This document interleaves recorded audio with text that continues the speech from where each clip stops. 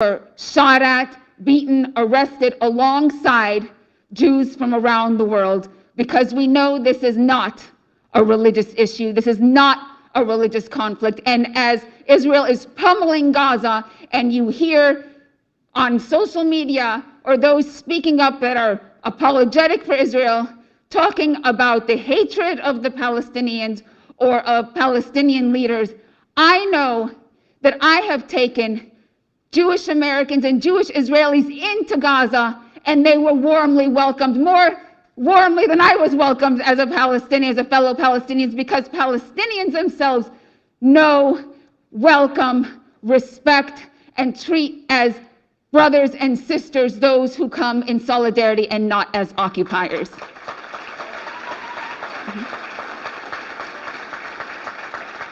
And so one of the amazing Jewish women who I have had the honor and privilege of working with will speak to us next, Rabbi Ilana Alpert.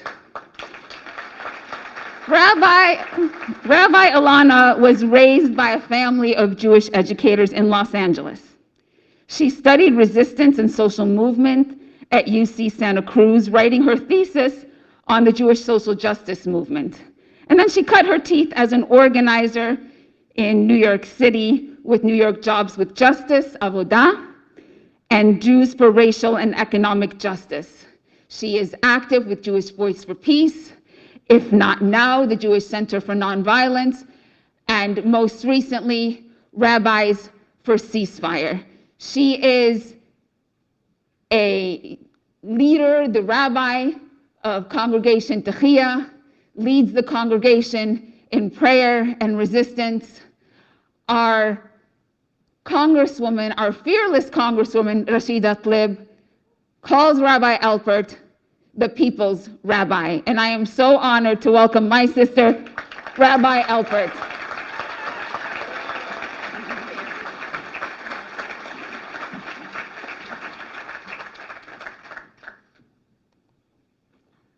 I told Hawaii to do a short introduction. It's not.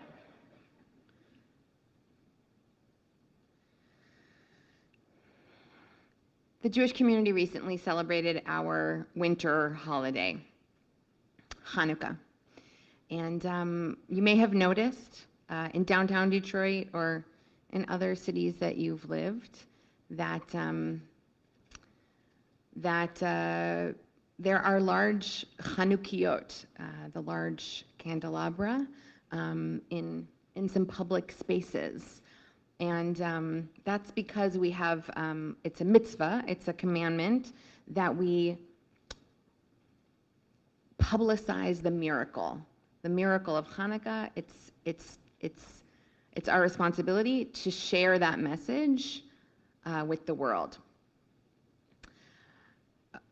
There was a Chanukiah on campus at Yale last week, and the New York Times headline read, "Yale condemns hanging of Palestinian flag on New Haven menorah. Yale University leaders, elected officials, and pro-Palestinian activists said the brief action during a weekend protest crossed a line." So during a protest, one of the participants took a Palestinian flag, flung it over the menorah. This is news. This is in the New York Times. This is what's being published. And what's worse than that is that if you actually read the article, you would see that it's actually a story about Palestinian solidarity activists disallowing an anti-Semitic act, pushing bad actors out of the movement. It was immediately removed, and this person was told, like, not cool. This is not, that's not right. It's not how we do, that's not how we roll. And this story, the way this story was told, it made me realize that, like, that we're all just clickbait, that tensions are being exploited to sell papers and to sell weapons. So what stories do we tell? The holiday of Hanukkah is actually itself a contested story. So its origins come because the Maccabees rebelled against the Greeks and miraculously won for some time. And that's the core story. But when the rabbis inherit that story, they don't love it. They didn't like the Maccabees. They were jerks. And so what they do is they don't write the story. Well, the story's actually not in the Jewish canon. It actually only was preserved really because of Christian communities decided to preserve it. So it's not a sacred text to the Jewish community. But what the rabbis decided to do was that they undermined the Maccabees. And they created a whole different story of Hanukkah. And that's the one that the Chanukiah represents, right? That when the temple was defiled by the Greeks and the Jews came in to rededicate it, there was only enough oil to last for one night, which they needed a lot more oil to light the eternal light. And they lit it anyway. And that's a story about refusing to ration hope.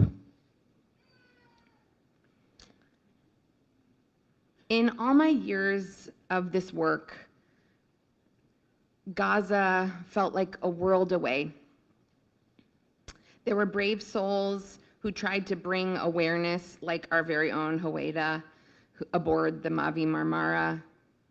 But the world denied, justified, and looked away. My friends and I tried to connect, to cultivate a sense of responsibility. In rabbinical school, we fasted monthly in solidarity with the people of Gaza, a desperate cry against the silent and deadly siege.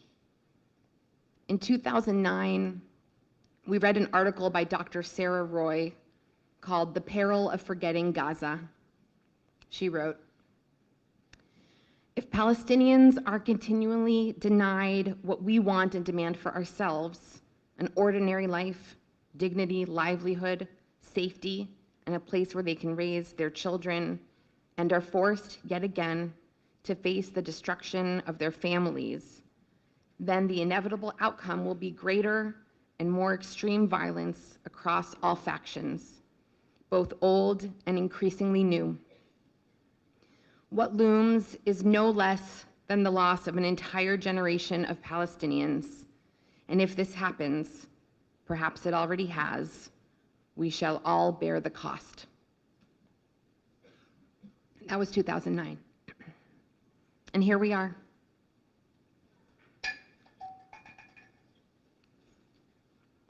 Endless siege and oppression.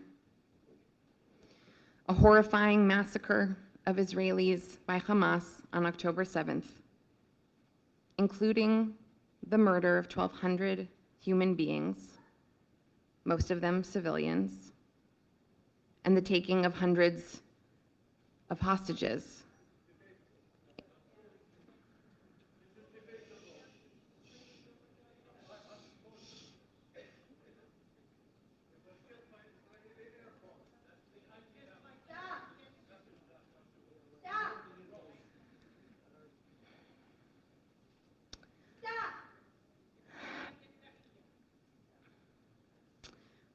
Predictably, the war machine roared into overdrive, raining down incalculable death and destruction. Gaza, which once felt so far away, so inaccessible, is before and behind my eyes, flooding my brain, breaking my heart, and haunting my dreams.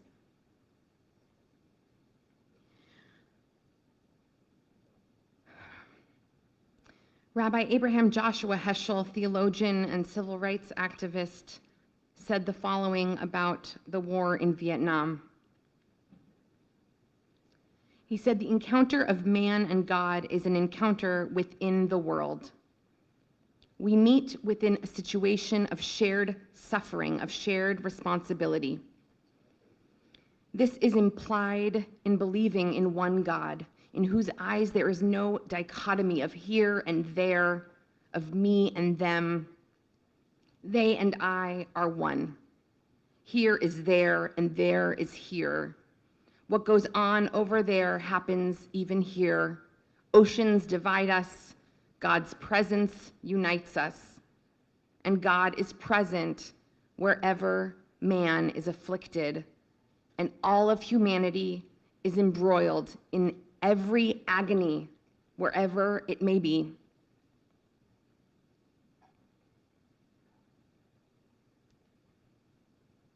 Just read that one part again. They and I are one.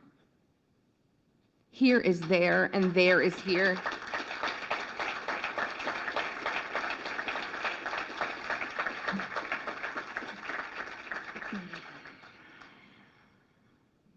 The efforts to insist on binary choices that either Palestinians or Israelis are worthy of protection has been unrelenting. Rabbi Heschel said, "Morally speaking, there is no limit to the concern one must feel for the suffering of human beings. Morally speaking, there is no limit to the concern one must feel for the suffering of human beings. And yet we are being bullied into rationing our care, our love, our tenderness, our solidarity. The miracle of the light is that what seemed scarce was actually abundant. This Hanukkah, when Jews around the world gathered to light candles, many of us proclaimed that loving our people does not mean hating Palestinians. In a moment where anti-Semitism and Islamophobia are present, threats in our communities, where our Jewish institutions are being vandalized and our Muslim neighbors fear for their lives, we are here to publicly affirm a vision of safety through solidarity.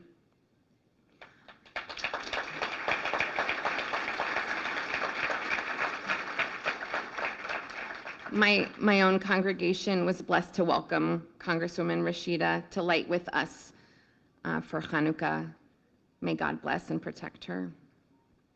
Who does it serve to pit Jews and Palestinians against each other? Who does it serve? Somebody. Thank you. We refuse.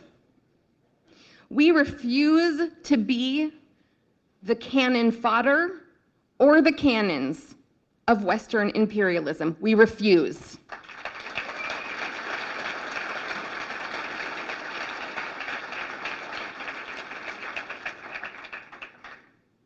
What story do we tell? The flag flung on the menorah or it being taken down?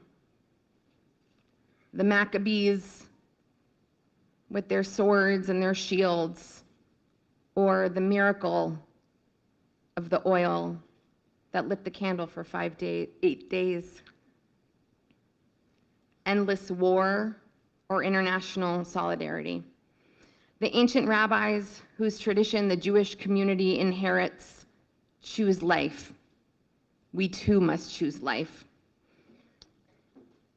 They're great, perfect. They undermine the Maccabees in one more way. Every year around Hanukkah, we read the mystical vision of Zechariah. Not by might, not by spirit, not by might, not by power, but by spirit alone. And may this season, may we receive some of that spirit so together we can defeat power and might with spirit. Amen. Thank you. Thank you, Rabbi. Adam Abu Salah.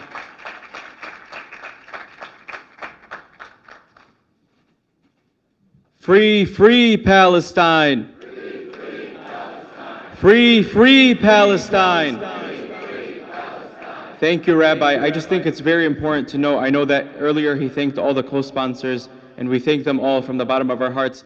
But one thing that's very important to mention is that we've seen a lot of shutdowns. We've seen the Manhattan Bridge shut down. We've seen the Rotunda building in Congress being shut down.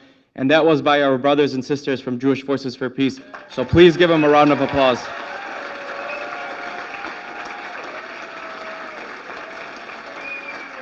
They are standing up and saying, not in our name, and we know that genocide is not a value of the Jewish faith, so we thank them for standing up.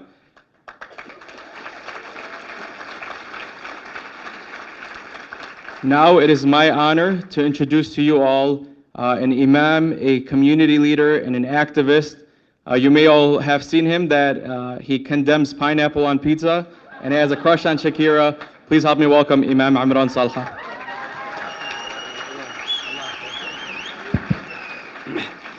Assalamu alaikum wa rahmatullahi wa barakatuh. Peace be upon you all. Bismillah, walhamdulillah, wassalatu wassalamu ala rasulillah. How do we achieve coexistence? This is the question that we are posing today. And what is Israel's answer to the question of how we achieve coexistence? Israel claims that in order to achieve coexistence, you must maim children. You must force mothers and fathers to bury them. You must force Khalid Nabhan to bury the soul of his soul. May Allah have mercy on all of those who were killed. Say Ameen. We must starve in human beings. You must deprive them of heat. You must block the aid meant to help them simply breathe. You must force doctors to perform surgery without anesthesia. Israel wants you to believe that the only way to achieve peace is by genocide. And that is an absolute lie. Israel is not looking for peace. Israel is looking for destabilization, subjugation, and humiliation, and we will not be humiliated. Peace, my dear brothers and sisters in humanity, is a byproduct of justice. And this is what Prophet Muhammad, peace be upon him, taught me. He said, لَتَأْمُرُنَّ بِالْمَعْرُوفِ وَلَتَنْهَوُنَّ عَنِ الْمُنْكَرِ أَوْ لَيُوشِكَنَّ اللَّهَ أَنْ يَبْعَثَ عَلَيْكُمْ عِقَابًا مِنْ عِنْدِهِ ثُمَّ تَدْعُونَهُ فَلَا يُسْتَجَابُ لَكُمْ. Certainly you must enjoin good, and you must forbid evil. Allah did not teach me Islam. Allah did not give me the beautiful teachings of godliness and moral consciousness so that I may just pray and then go to sleep. No! The effect of that prayer must affect just the causes of nobility and justice around the world. My prayer should make me more furious with murder. My prayer should make me more infuriated by seeing injustice and oppression all around the world. And this is why it is such a silly claim to start the conversation from October 7th. You owe us 75 years of condemnation.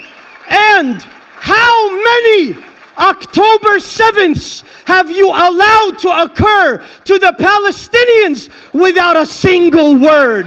Your silence is deafening. And we will call out your hypocrisy. Do you condemn Sabra al Shushatilla? Do you condemn the Deir Yassin massacre? Do you condemn Tantura? Do you condemn illegal settlements? Do you condemn military occupation? Do you condemn the children who are in prison, who nobody wanted to ask why they were held hostage? Yes, free all the hostages. My dear brothers and sisters in humanity, the concept of Israel is anathema to godliness. Muslims, Jews, and Christians lived in peace in history, all throughout history, until a group of people that have nothing to do with the religion of Judaism. They had an ego trip and they said, we want to take power. And I will say it, Zionism is as blasphemous to Judaism as terrorism is blasphemous to Islam. My dear brothers and sisters, Allah subhanahu wa ta'ala Allah subhanahu wa ta'ala said in the Quran, وَلَقَدْ كَتَبْنَا فِي الزَّبُورِ مِنْ بَعْدِ الذِّكْرِ أَنَّ الْأَرْضَ يَرِثُهَا عِبَادِيَ الصَّالِحُونَ. We have recorded it in the Gospels and all of the scriptures that certainly the righteous, they will inherit the earth. The righteous Jews, Muslims and Christians, they will inherit Palestine. Palestine will be free, my dear brothers and sisters. And the last thing that I want to leave you with, wallahi, you're messing with the wrong people and you're messing with the wrong generation. I remember, subhanallah, I remember when I used to ask my father, Baba, can I have so and so, can I do this? And he would say, لو توقف على رموش عينيك ما راح تأخذه. If you were to stand up on the eyelashes of your eyes, you will not take it. And I will say, والله لو توقفوا على رموش عينيكم والله ما راح تأخذوها. You will never take Palestine. And I leave you with a poem written by a Saudi poet who said, أتظن أنك عندما أحرقتني ورقصت كالشيطان فوق رفاتي وتركتني للذاريات تذرني كحلا لعين الشمس في الفلوات أتظن أنك قد طمست هويتي ومحوت تاريخي ومعتقداتي عبثا تحاول لا فناء لثائر أنا كالقيامة ذات يوم آتي. Subhanallah.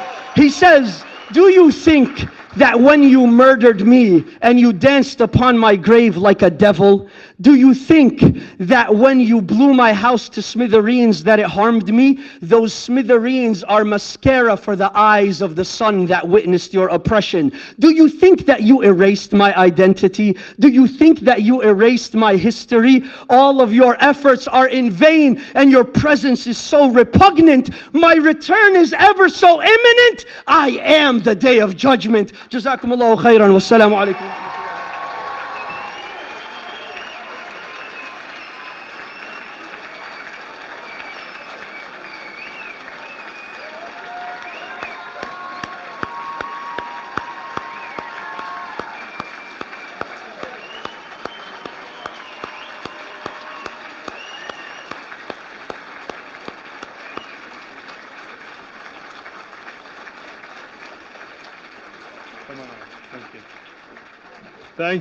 Thank you, Imam Imran.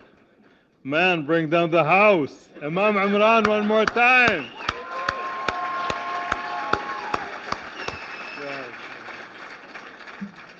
I don't even want to MC after that speech, to be very honest, but here I am. So I just want to make, before introducing our next speaker, want to draw a line or a parallel between the concept of, the call to free Palestine and this concept of Zionism.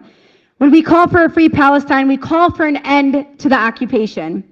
We call for the land to return to its original 1948 borders, where Christians, Muslims, and Jews all lived on the same land in unity. The Zionist mindset indoctrinates their people to see through a deficit lens.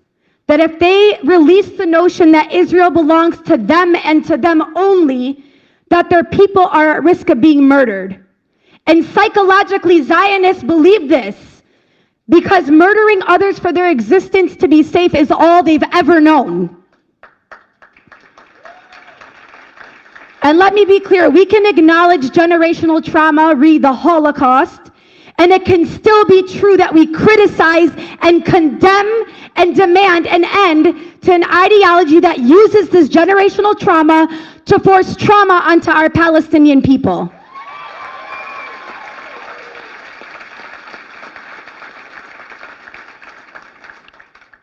I'm very honored to introduce this next speaker, who was raised in an American Jewish household by the son of a Holocaust survivor. She was taught of the promise of Israel from early childhood. She studied Israel's apartheid system and Jewish marginalization experiences in college, where she received her bachelor's in political science and developed her pro-Palestine liberatory politic. She applies the insights from her doctoral program to the intergenerational trauma of Palestinians who have been systematically displaced, brutalized, and violated. As an activist and academic, She is dedicated to full safety and political enfranchisement for Palestinians and Jews from the river to the sea. She's an anti-Zionist Jew. Please help me welcome Miss Catherine Bogan.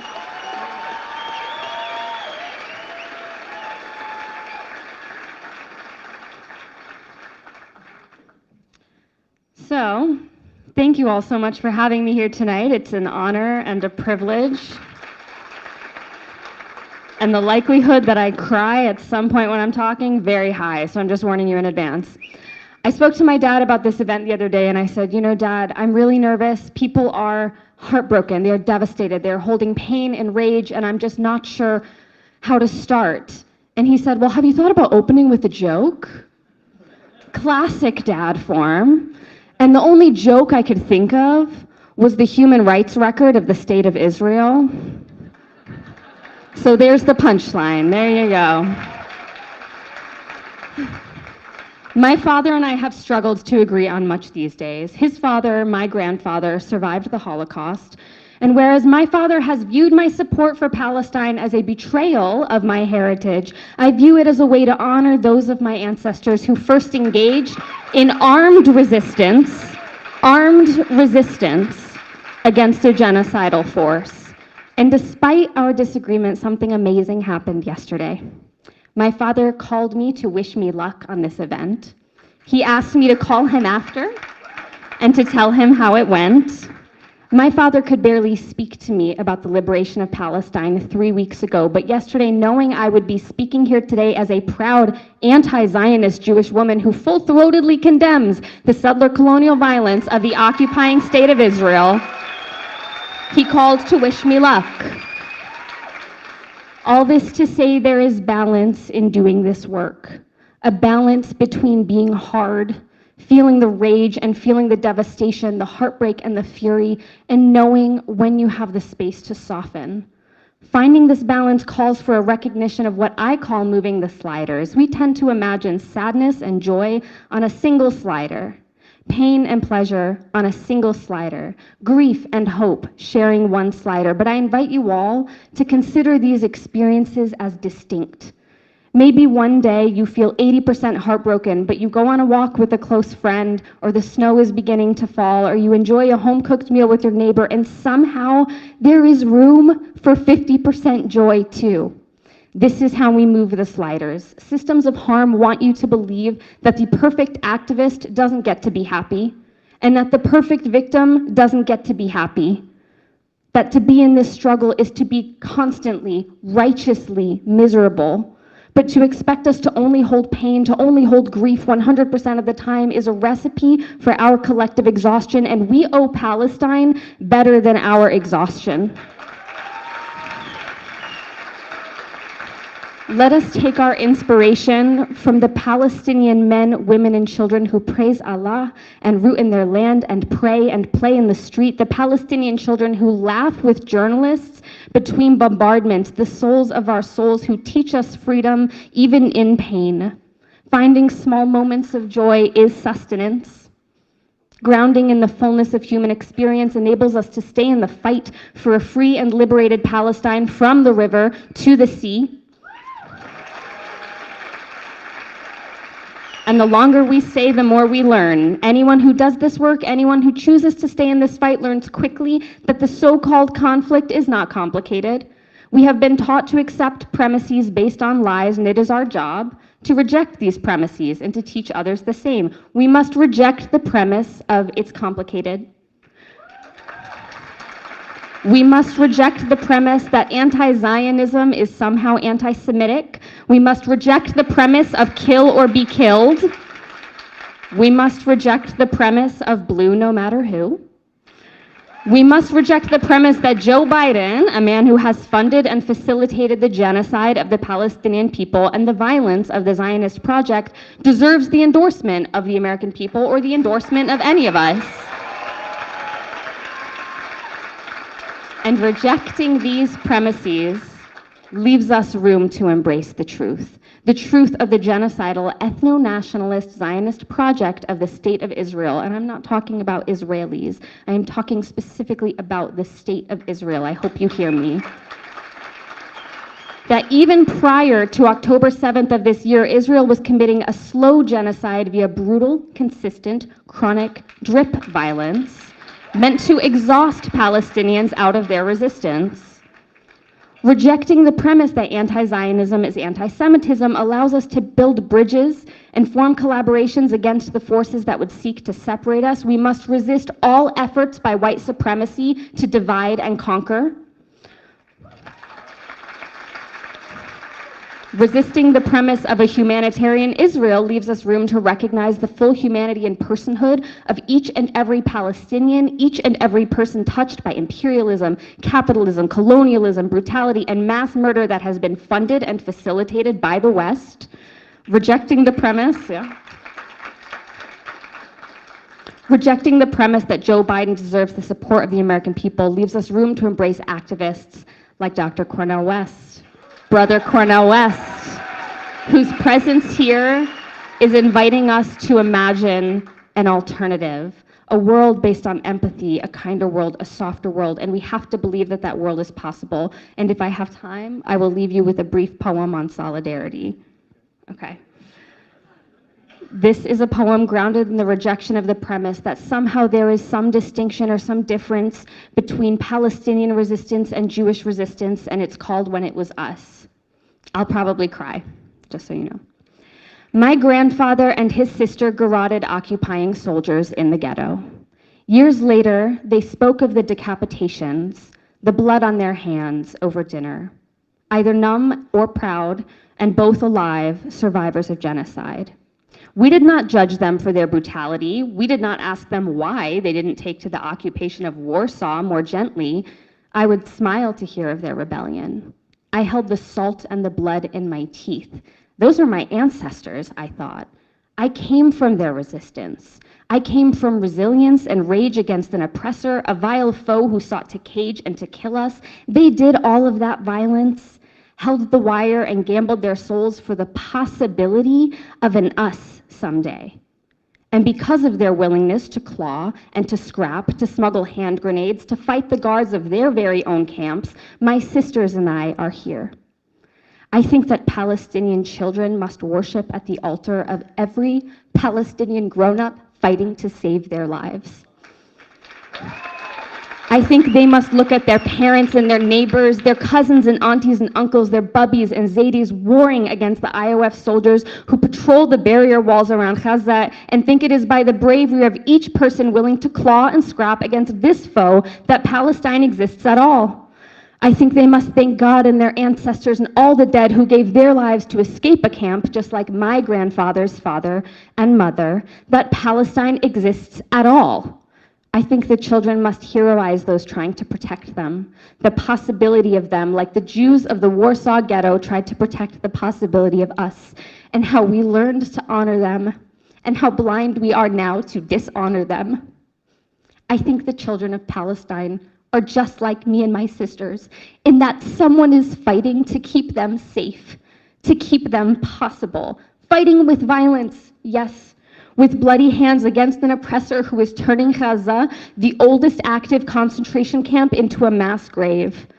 I think my grandfather would be proud of me for knowing that Palestinian children, that all Palestinian people deserve a possibility. I think my grandfather would see the parallels, the horrors of this, the Holocaust, the underground, and the treasure map from one spirit of resistance to another, and remind me how he fought when it was us, and it was us, for the possibility of an us. I think he would think of the children of Palestine and picture my face, and my little sister's face, and my older sister's face. I think he would think of the children of Gaza, whatever children are still alive. Thank you so much for your time.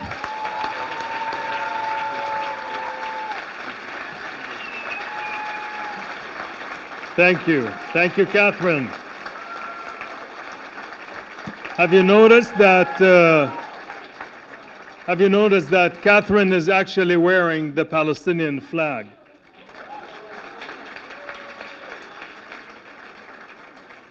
Thank you. Thank you for all of our speakers.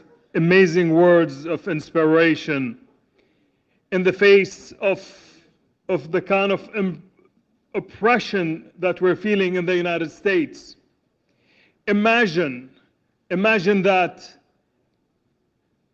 all of the news media is talking about intifada, that intifada, which in Arabic means to get up, that intifada is being translated by a congresswoman, and all of the media is borrowing that translation, that it means genocide against the Jews.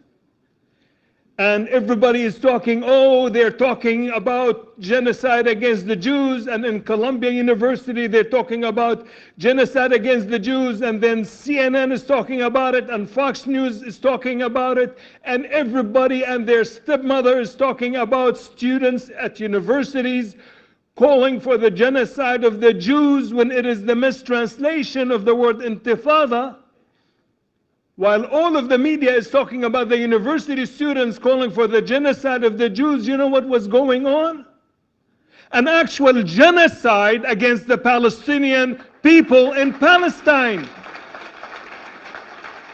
While an actual genocide is going on in Palestine, somebody is misinterpreting to stand up to oppression as to mean genocide against the Jews.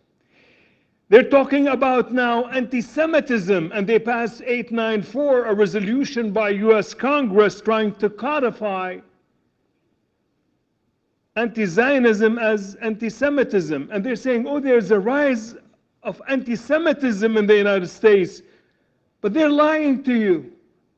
It is about the criticism of the Israeli genocide against the Palestinian, conflating any criticism of Israel as being anti-Semitic.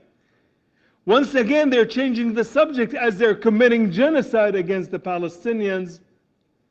They're accusing all of us and those who support us of being anti-Semitic. Doxing those who support the Palestinians all over the universities. While all of the US media, wall-to-wall, 24/7, talking about everything else other than the genocide in Palestine, there are few righteous people who are brave enough to come out on national media and say it ain't so. People who are righteous, people who are strong, who are steadfast, who did not discover the Palestinian problem and the Palestinian struggle with occupation on October 7th. And we are honored, genuinely honored, to have one of those righteous people here with us. His introduction can go so long. I mean, he was a professor at Harvard and professor at Princeton. He's an author. He's a very unique looking guy and who's charming and good looking. He is an amazing speaker. And I will not bore you anymore with my speech so that we can listen to his. Help me welcome Cornel West.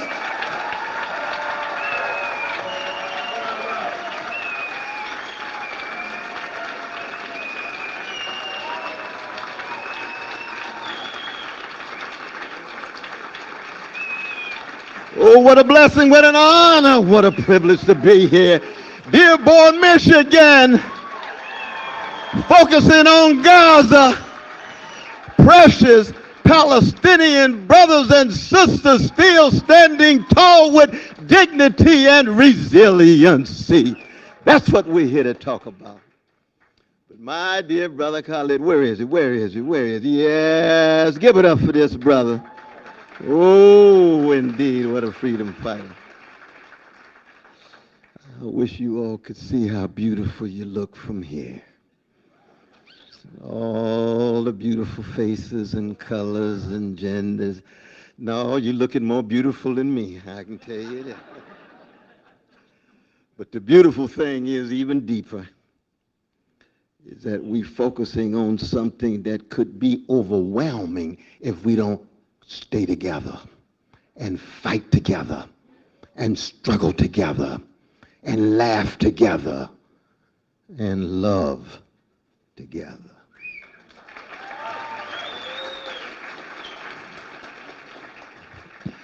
See, I am who I am because somebody loved me. Ooh, somebody cared for me, tended to me. I'm talking about Irene B. West and Clifton West and Shiloh Baptist Church and Reverend Willie P. Cook and the Black Panther Party.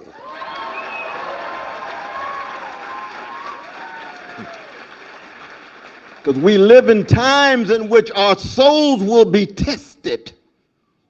And we have got to dig deep inside of ourselves to determine who we really are in our short trek from mama's womb to tomb. And the question is, what kind of courage will we straighten our backs up?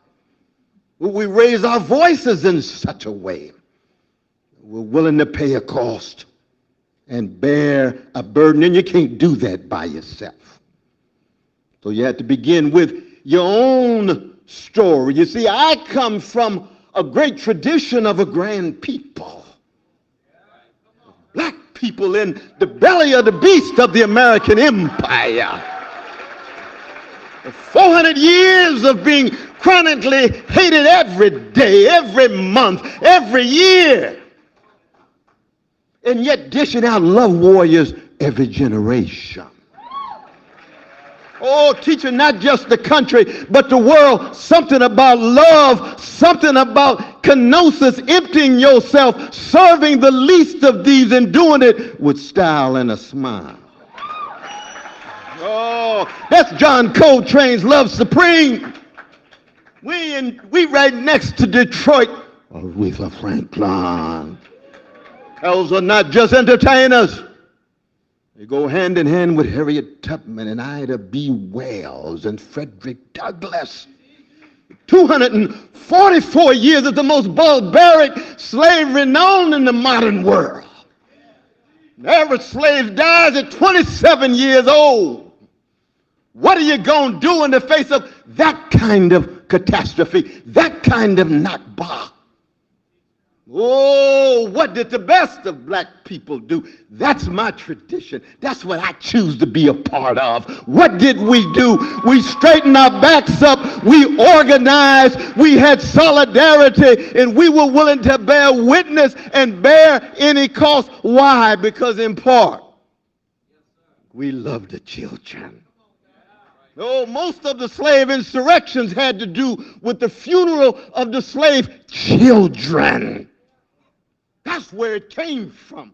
We can't take it no longer. We've got to do something. And if we don't do something, the rocks are going to cry out.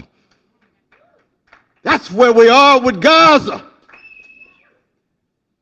My Palestinian brothers and sisters, terrorized, traumatized, hated.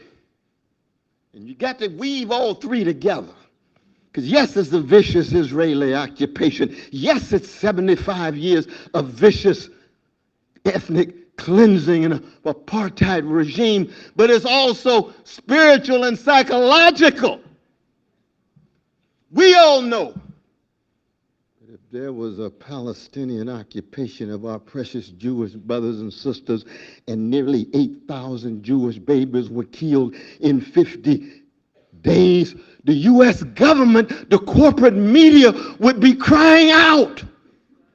Well, I'm here to tell the world, and especially straight to Gaza, where they are dealing with a genocidal assault. We believe that a Palestinian baby has the same value as any baby in the world. Any baby in the world, I don't care what color. I don't care what gender. That baby can be Israeli, Iranian, Iraqi. That baby can be chocolate in Detroit. That baby can be vanilla in Dearborn. Something so simple. The golden rule becomes revolutionary. And that's what we have to stand for.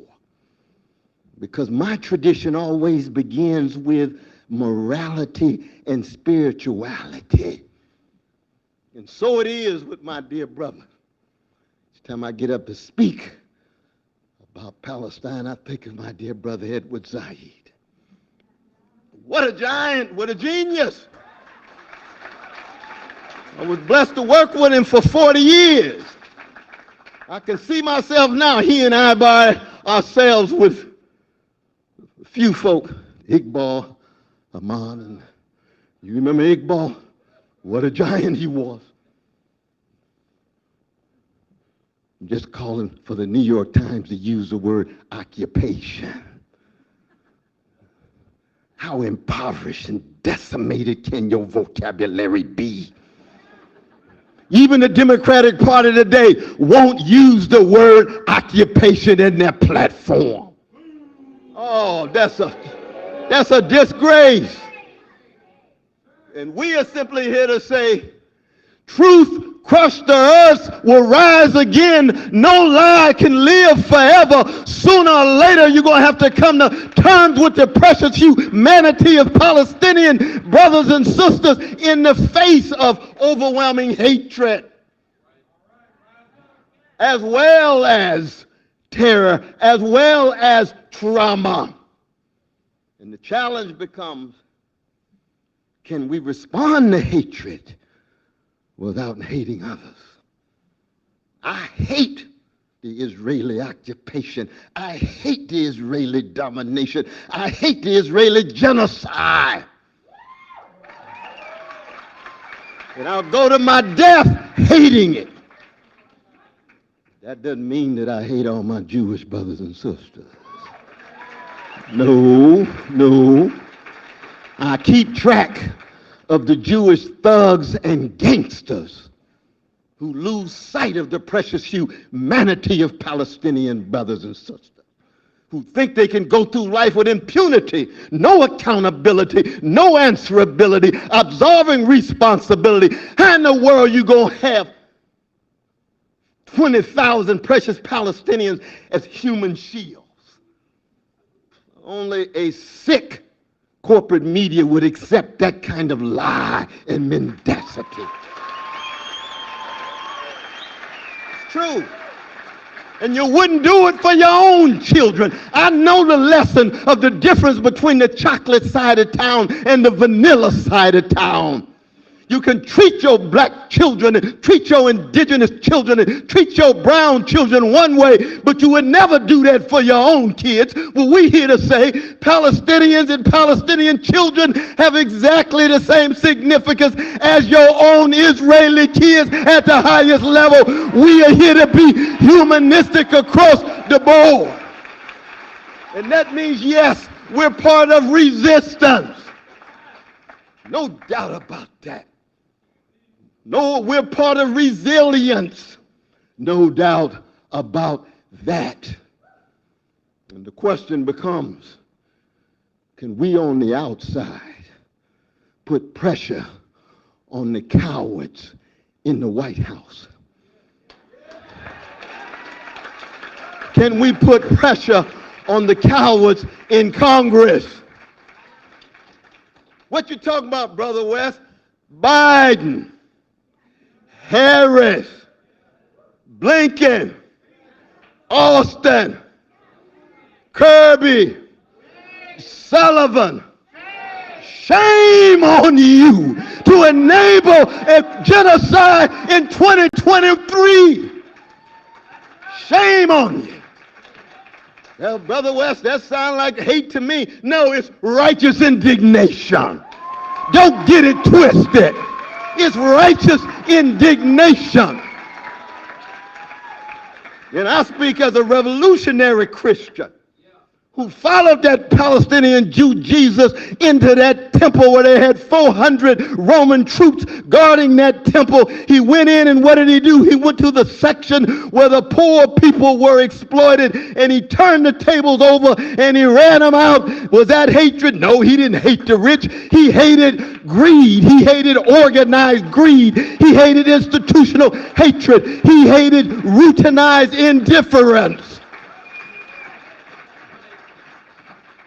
And the great Rabbi Joshua Heschel reminds us, indifference to evil is more insidious than evil itself. And that's what we're dealing with.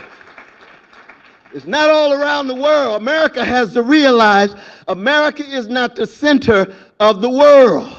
The world condemns the genocide, the Israeli genocide in Gaza. You see it in the United Nations. You see it on the streets all across the globe. We just happen to be living in a moment in which the American empire, with all of its lies and crimes, both beginning with indigenous people, all the way in Africa, Latin America, in denial about your lives, in denial about your crimes. So it's no accident that you want to somehow deny the realities and the truths in your ally, to allow Netanyahu to get away with anything. And then you end up with such a milquetoast, mendacious Democratic Party who says, we hate Trump, but Netanyahu is our friend. How you gonna work that out? How you gonna work that out? Fascism is fascism in any color, in any nation. It is, and let us be clear about that. Let us have some moral consistency about that. Let us have some ethical constancy about that. It could be fascism in Africa, I'm against it. It could be fascism in Latin America, I'm against it. It could be fascism in America, I'm against it. It could be fascism in Israel. I'm against that. Morality, spirituality across the board. Where do we find ourselves? So let us be very clear. The two-state solution is dead. Let us be very clear. There once was a time when we could aspire to a two-state solution. But the right wing in Israel continued the expansion. The settler colonial project continued to gobble up the territory. So they undercut the very possibility of a two-state solution. And you ended up with what? You ended up with a river to the sea apartheid regime, which is what you have right now. That's one of the hypocrisies of talking about the river of the sea, brothers and sisters in the street, talking about the annihilation of Jews. What a lie. What a lie. I have never heard in all of my rallies one Palestinian call for the annihilation of Jews. Don't project your own conceptions on somebody else.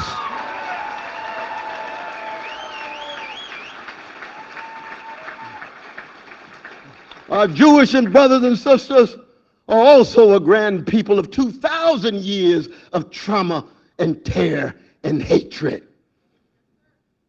When they jumped out of the burning buildings of Europe and landed on a land that they lied about and said there was no people. And the ethnic cleansing set in so quick, 750,000 pushed out by force. Reminds me of the beginnings of America. Reminds me of Canada, reminds me of Australia. And then act as if you can cover it up. Brother Malcolm used to say the chicken's gonna come home to roost. You reap what you sow. Sooner or later, that which you repress will come back on you. The blowback of any empire. And that's what we're dealing with right now. Not just in Israel, but in the United States too. The two are connected. But the challenge becomes, how do we make the connection in such a way that we keep the love at the center of it? You see, the Israelis are not my initial point of reference. I begin with the humanity and creativity and genius and talent of Palestinian brothers and sisters. That's where I start. Just like in my fight against white supremacy, I don't begin with white brothers and sisters. think Sarah Vaughn is worried about some white sister singing a song on the other side of town? She don't care at the moment. She's singing her song. Meaning what? Meaning that's where you get your strength. If you're just preoccupied with the enemy, you end up just being a parasite on a host. And you don't have nothing to fall back on that's your own. Palestinians have a rich history, a grand tradition. First intifada, nonviolent. Second intifada, nonviolent. Oh, was it JFK who said, if you make nonviolent revolution impossible, then violent revolution will become inevitable? That's JFK.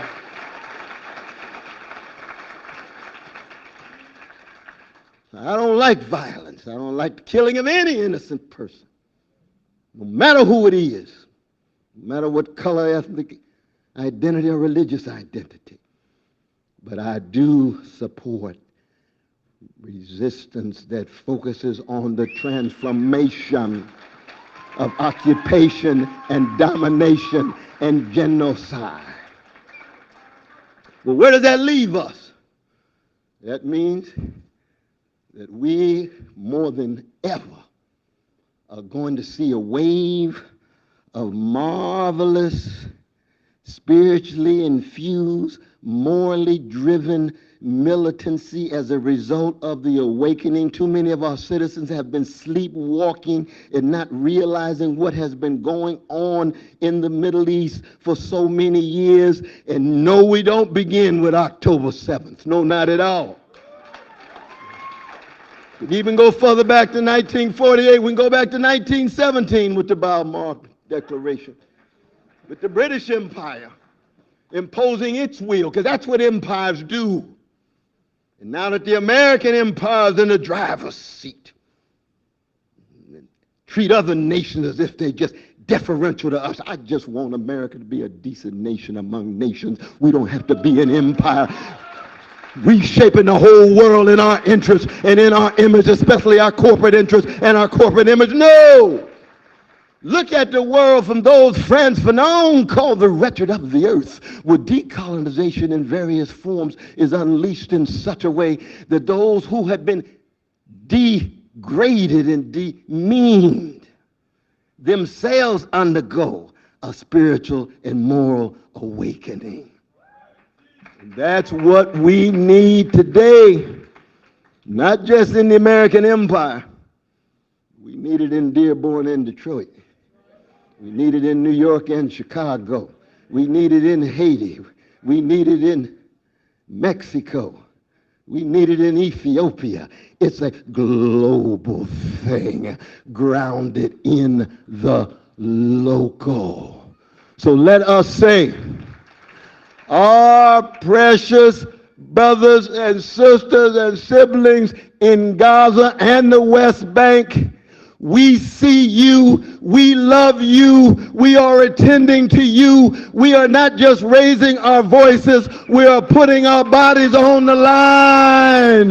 That's what we're doing, and that's one of the reasons why I called just this morning to bring the Israeli government and the IDF to the International Criminal Court for war crimes, for crime against humanity. Oh yes, and it's not in the spirit of hatred. Oh no, this is not about hatred. This is about love of a subjugated people. And as they fight, we fight with them, with our spirit, with our morality, and with our vision. And that's just the first step. The next step is the Genocide Convention.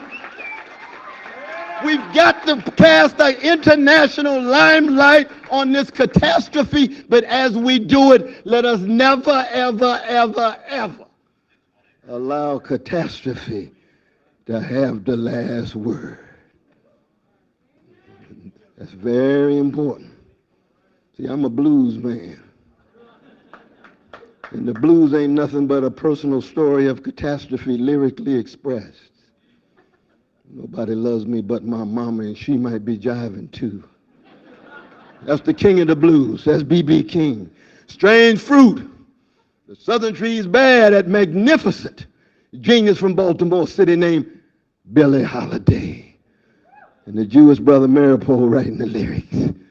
Don't allow that lynching, that American terrorism to have the last word. Gaza, we are with you. We will not allow this catastrophe to have the last word, not just here in Dearborn, but all around the world.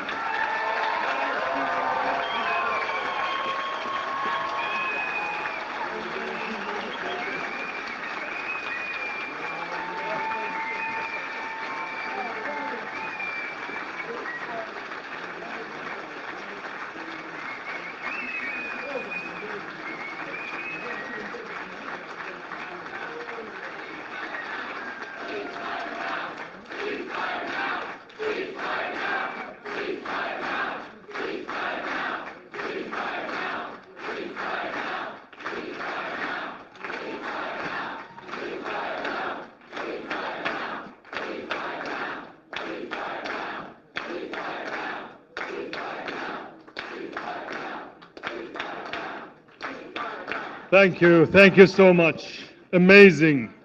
Absolutely amazing. Now you know why he's running for president, right?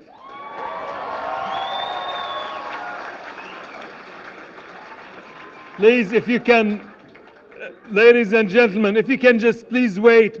Do not exit the hall, please. Allow Brother Cornel West to exit first. He's going to have to head out to the airport. I want to bring Imam Imran Salha one more time for one little 3 minutes order of business. السلام عليكم ورحمة الله وبركاته. بسم الله والحمد لله والصلاة والسلام على رسول الله. Peace be upon you all. Cease fire now. Cease fire now. Cease fire now. Cease fire now. From the river to the sea, Palestine will be free. From the river to the sea, Palestine will be free. My dear brothers and sisters in humanity, God bless you all and thank you all. And any conversation about what is happening today is incomplete without the mention of the following three individuals: Mu'taz, Bisan, and Plastia.